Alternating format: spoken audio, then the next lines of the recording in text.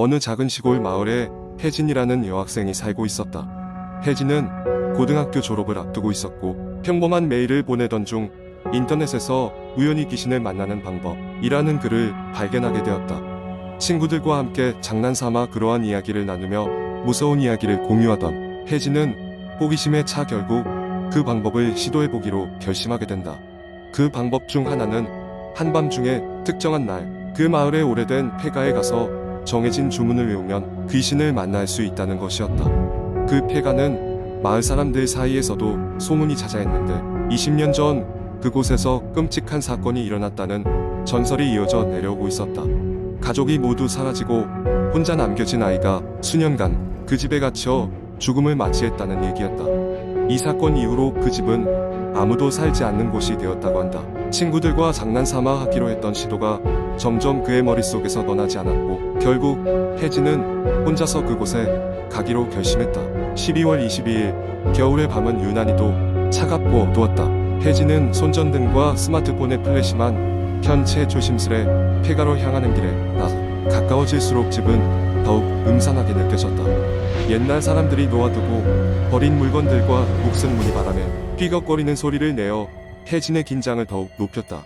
혜진은 약간의 두려움을 떨쳐내고 집 안으로 들어갔다. 집안은 먼지투성이었고 곳곳에 거미줄이 어지럽게 얽혀 있었다. 혜진은 숨을 고르며 준비한 주문을 외우기 시작했다. 너와 만나기를 원한다면 이곳에서 내 목소리를 듣고 나와 함께 있어주기를. 순간 누군가 그녀의 어깨를 잡는 듯한 느낌이 들었다. 깜짝 놀라 뒤를 돌아봤지만 아무도 없었다. 사방은 여전히 어둠 속이었다. 갑자기 혜진의 스마트폰이 울리며 낮은 음성 메시지가 들려왔다. 그런데 이상하게도 그녀의 친구들 중 누구도 그런 목소리를 가진 이가 없었다. 널 기다리고 있었어. 함께하자. 소름이 돋은 혜진은 반사적으로 집 밖으로 도망쳐 나왔다. 집 앞에서 한참을 정신없이 숨을 돌린 그녀는 다시 집안을 한 번 더 확인하려 했지만 왠지 모를 두려움이 더 강하게 그녀를 막아섰다. 혜진은 서둘러 그곳을 떠나 마을로 돌아갔고 친구들에게도 그날 밤의 경험을 전했다. 하지만 이상한 일은 그날 이후로 시작되었다. 혜진은 매일 밤 누군가 그녀를 부르는 꿈을 꾸었고 자고 일어나도 피로가 풀리지 않았다. 그녀는 점점 야위어갔고 주위 사람들도 그런 혜진을 걱정스레 지켜보았다. 한 달이 지나도 상태가 나아질 기미가 없던 그녀는 가족의 권유로 무속인을 찾아가게 되었다. 무속인은 혜진의 얼굴을 보고는 얼굴이 굳어지며 뭔가 기묘한 기운이 따라다닌다는 말을 흘렸다. 혜진이 자신의 경험을 털어놓자 무속인은 즉시 폐가의 이야기를 꺼내며 그곳에서 벌어졌던 사건의 원혼이 그녀를 따라온 것이라고 설명했다. 그들은 혜진이 그날 다시 누군가의 이름을 부르게 되면서 그녀의 존재를 인식한 것이며 그 원혼이 혜진에게 집착을 보이는 것이라고 했다. 무속인은 혜진에게 여러가지 비책을 알려주었다. 매일 밤 특정한 시간에 촛불을 켜 두고 원혼이 더 이상 그 집을 떠돌지 않고 스스로 떠나도록 기도하라는 것이었다. 혜진은 그 지시대로 하기로 결심한다.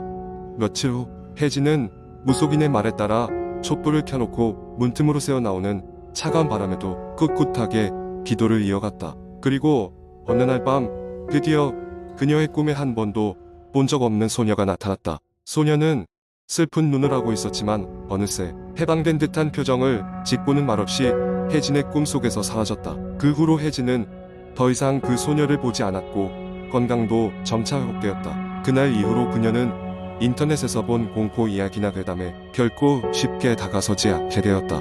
그렇게 소녀의 영혼은 근원지였던 그 집에서 벗어나 오래된 기억과 아픔으로부터 자유로워졌고 혜진 또한 다시 평온한 일상으로 돌아갈 수 있었다. 그 후로도 그 마을의 폐가는 누구도 가까이 하지 않는 곳으로 남아있었지만 혜진 혼자만은 그곳에 담긴 슬픈 이야기를 가슴속에 품고 조용히 그 집을 지나치곤 했다. 두 번째 이야기. 어느 날 밤 나는 평소처럼 인터넷 커뮤니티를 돌아다니며 시간을 보내고 있었다. 그곳엔 언제나 흥미로운 이야기와 다양한 의견들이 오가고 있었지만 그날은 유독 눈에 띄는 게시물이 하나 있었다. 제목은 실제로 겪은 충격적인 공포 경험이었다. 게시물 작성자는 자신이 겪은 일을 다소 두서없이 설명하고 있었지만 그 내용은 점점 나의 이목을 집중시켰다. 그는 어느 외딴 마을로 여행을 갔다가 이상한 일을 겪었다고 했다. 그 마을은 산 깊숙한 곳에 자리 잡고 있었고 인터넷에는 거의 정보가 없는 곳이었다. 여행의 목적인 한적하고 조용한 시간을 보내기 위함이었기에 그는 대수롭지 않게 여겼다. 가장 먼저 그가 만난 것은 마을 입구에 서 있는 낡은 표지판이었다. 환영합니다라는 단어는 시간이 지나 거의 읽을 수 없을 정도로 색이 바래 있었고 그 옆에는 누군가 손으로 적은 듯한 글씨가 흐릿하게 남아 있었다. 돌아가 라는 글씨였다. 그는 그것을 그저 장난이라고 생각하고 마을로 발걸음을 옮겼다. 마을은 무서울 정도로 고요했다. 사람이 살고 있는지는 알 수 없지만 최소한 몇 채의 집들은 최근에 사용한 흔적이 있어 보였다. 그는 마을 중심에 있는 작은 숙소에 머물기로 했다. 첫날 밤 그는 이상한 꿈을 꾸었다. 자신이 마을 여기저기를 돌아다니고 있는데 마치 누군가가 그를 쫓고 있는 듯한 기분이 들었다. 두리번거려도 아무것도 보이지 않았지만 그 느낌은 사라지지 않았다. 깨어났을 때 그는 침대 근처에서 이상한 발자국 소리를 들은 것 같았지만 분명 제대로 잘못 들은 것이라고 자신을 다독였다. 두 번째 날 그는 마을을 좀 더 탐험해 보기로 했다. 마을 가장자리에 위치한 낡은 폐가는 특히 눈에 띄었다. 호기심에 그곳을 조사하기로 했다. 폐가 안은 먼지와 거미줄로 가득 차 있었고 자연스럽게 시간이 멈춘 듯한 느낌이 들었다. 그곳에서 그는 오래된 사진 한 장을 발견했다. 흑백 사진은 마을 사람들이 단체로 찍은 사진이었다. 그런데 사진 속 인물 중 몇몇은 그 주변에서 본 얼굴 같았다. 그가 본 적이 없다고 확신할 수 없었지만 기시감이 들었다. 그날 밤 그는 또다시 꿈을 꾸기 시작했다. 이번에는 자신이 폐가 앞에 서 있었는데 그곳에서 이상한 목소리를 듣고 있었다.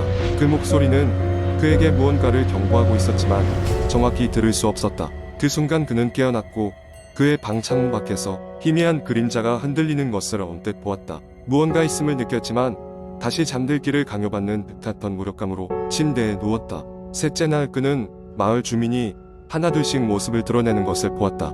그들은 무심한 얼굴로 그를 지나쳤지만 그중 한 노인이 그에게 다가와 조용히 말했다. 그곳은 당신이 있을 곳이 아닙니다. 떠나는 게 좋을 거요. 그 말은 마치 그가 어딘가에 잘못 들어왔음을 암시하는 것 같았다. 그는 그날 마을을 떠날 준비를 했다. 마을을 떠나기 전 그는 마지막으로 폐가를 찾아갔다. 그곳에서 꿈에 나왔던 그 목소리가 되어 그를 부르는 것만 같았다. 그는 그곳에서 또다시 사진을 집어들었고 이번엔 조금 다른 점을 발견했다. 처음 봤을 땐 보이지 않던 뒷배경에 희미한 그림자가 있었다. 그것은 그가 사진 촬영 전 옆에 있었던 것과 같은 낡은 표지판이었다. 마을을 떠나는 길 그는 자신이 지나쳐왔던 낡은 표지판 옆을 다시 지났다. 이번엔 그 글씨가 좀 더 선명하게 들어왔다. 돌아가라는 말은 그대로였지만 그 주변에 또 다른 글들이 있었다. 너는 이제 그곳의 일부다. 여기에 있었다는 것을 잊지 마라. 순간 섬뜩함이 온몸을 휘감았다. 그는 차에 올라 마을에서 멀어졌지만 그 경험이 그의 머릿속에서 떠나지 않았다. 그는 이후 인터넷에 그 마을에 대해 찾아보았지만 관련된 정보는 거의 없었다. 남은 건 그저 기억과 마을에서 가져온 사진뿐이었다. 그리고 그 사진은 시간이 지남에 따라 더욱 또렷해졌는데 뿌였던 그림자가 점점 그의 얼굴 형상을 띠고 있는 것을 발견했다. 순간 그는 깨달았다. 그 마을에서의 경험은 끝난 것이 아니라 이제 시작일지도 모른다는 것을. 마치 바이러스처럼 공포스럽고 미스터리한 그 경험은 그의 삶에 서서히 스며들고 있었다. 그는 두려움 속에서 하루하루를 살아가며 언젠가 그 마을이 그를 부를지도 모른다는 생각에 사로잡혔다. 이야기는 그렇게 끝나지 않았다. 그의 삶은 그 마을의 일부가 되어버린 듯 계속해서 혼란스러운 꿈과 기이한 경험들을 던져주고 있었다. 세 번째 이야기. 한국의 인터넷 커뮤니티에는 다양한 공포썰이 많이 공유되곤 합니다. 그 중에서도 유독 사람들의 심장을 뛰게 하는 이야기들이 있죠. 지금부터 하나의 공포썰을 매우 길게 작성해 보겠습니다. 한적한 시골 마을에 위치한 작은 마을. 그곳엔 오래된 고택이 하나 있었습니다. 주민들은 그 집을 귀신의 집이라 부르며 두려워했죠. 그 고택은 오랜 세월 동안 비어 있었고 들어가 보려는 사람조차 없었습니다. 전해지는 바에 따르면 그곳에서 여러 가지 설명할 수 없는 사건들이 일어나곤 했다고 합니다. 이야기는 몇 년 전 여름으로 거슬러 올라갑니다. 도시에 살던 대학생 지훈이 방학을 맞아 할머니 댁이 있는 시골 마을로 내려왔습니다. 시골 생활이 지루했던 지훈은 친구들에게 새롭게 뭔가를 해보고 싶다고 이야기했습니다. 그렇게 시작된 것이 바로 귀신의 집 체험이었죠. 도시에서 도전적인 성격으로 유명했던 지훈은 그날 밤 친구들과 함께 귀신의 집으로 향했습니다. 고택 앞에 도착했을 때 벌써에는 저물고 주위는 어둠에 휩싸여 있었습니다. 친구들은 의욕이 넘치는 지훈을 따라 집 안으로 들어갔습니다.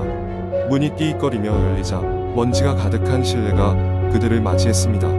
곳곳에 거미줄이 쳐져 있었고 바닥에는 누군가 버리고 간 듯한 옛 가구들이 흐트러져 있었습니다. 긴장감 속에 집 안을 둘러보던 중 지훈은 두 번째 층으로 올라가는 계단을 발견했습니다. 다른 친구들은 겁에 질려 망설였지만 호기심이 가득한 지훈은 홀로 위층으로 발걸음을 옮겼습니다. 계단을 오르는 동안 이상하게도 아주 희미한 여성의 웃음소리가 들리는 듯했습니다. 순간 머리카락이 곤두서는 것을 느낀 지훈은 주변을 둘러보았지만 특별한 이상은 없었습니다. 마침내 위층에 도착했을 때 지훈은 인기척을 느꼈습니다. 모퉁이를 돌면 누구를 볼 수 있을 것 같은 기분이 들었지만 거기엔 아무도 없었습니다. 대신 그의 눈에 들어온 것은 낡은 방 안이었습니다. 문을 열었을 때 그는 얼어붙고 말았습니다. 방 한가운데에는 오래된 거울이 있었고 그 거울 속에서 자기 모습 대신 무언가 다른 무엇인가가 보였던 것입니다. 놀란 지훈은 반사적으로 뒤로 물러났으나 넘어져 바닥에 쇠기둥에 부딪히고 말았습니다. 순간 주변 공기가 차갑게 변했고 갑자기 상상할 수 없는 한기가 그의 온몸을 휩싸았습니다. 움직일 수 없는 상태로 그 자리에 누워있던 지훈은 익명성이 없는 고딕풍의 여성이 그 거울에서 자신을 바라보고 있는 것을 볼 수 있었죠. 얼마나 시간이 흘렀는지 모른 채 지훈은 정신을 잃고 말았습니다. 그가 눈을 떴을 때는 아침이었고 그의 친구들이 없는 동안 마을 주민들이 그를 발견해 집 밖으로 끌어내었습니다. 지훈은 어젯밤의 일을 떠올리며 몸서리쳤습니다. 마치 꿈 같았으나 너무나도 생생했던 경험에 그는 혼란스러웠습니다. 마을 사람들은 지훈의 경험을 듣고는 고개를 저으며 그 고택에 대한 이야기를 들려주었습니다. 오래전 그곳엔 한 부유한 가문이 살았고 그중 한 여성은 복잡한 사건 끝에 생을 마감하게 되었습니다. 이후 그녀의 영혼이 아직 그곳을 떠돌고 있다는 소문이 돌기 시작했죠. 지훈은 그날 이후 그 고택을 멀리하고 다른 친구들도 다신 그 집 가까이 가지 않았습니다. 시간이 흐르면서 그 집에 대한 이야기와 지훈의 경험은 다른 이들에게도 전해져 더욱더 공포스러운 전설로 자리 잡게 되었습니다. 하지만 여전히 남는 의문점은 있었습니다. 그 거울 속에서 본 고딕풍 여성이 진짜 존재하는 것인지 아니면 단순한 상상일 뿐인지에 대해서 말입니다. 언젠가 그 진실이 밝혀질 날이 올까요? 그날 이후로도 마을엔 이상한 이야기가 떠돌았고 그 집은 더욱더 귀신의 집으로 소문이 나게 되었습니다. 어느 용감한 도전자가 그 집의 비밀을 풀기 전까지는 말입니다.